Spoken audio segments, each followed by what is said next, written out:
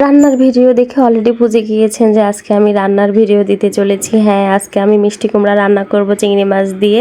তো প্রথমে কিন্তু পেঁয়াজটাকে আমি একটু লাল করে ভেজে নিয়েছি, আর এখানে একে একে হলুদের গুঁড়ো, মরিচের গুঁড়ো, লবণ, এমনকি একটু রসুন বাটাও দিয়ে দিয়েছি। আর এগুলোকে ভালো করে নাড়াচাড়া দেওয়ার পর এই তো একটু কষিয়ে আমি এখানে চিংড়ি মাছও দিয়ে দিলাম, আর চিংড়ি মাছটাকেও এখন ভালো করে কষিয়ে নিব ঢাকনাটা দিয়ে।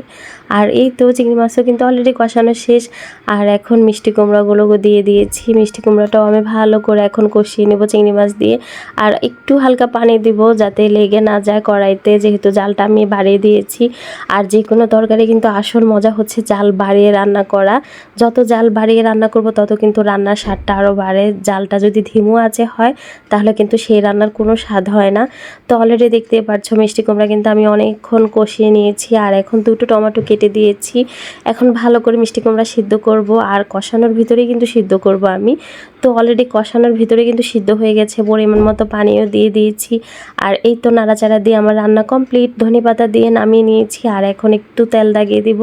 তেলটা দাগিয়ে দিলে কিন্তু তোর মিষ্টি কুমড়া তরকারি খেতে খুব মজা লাগে।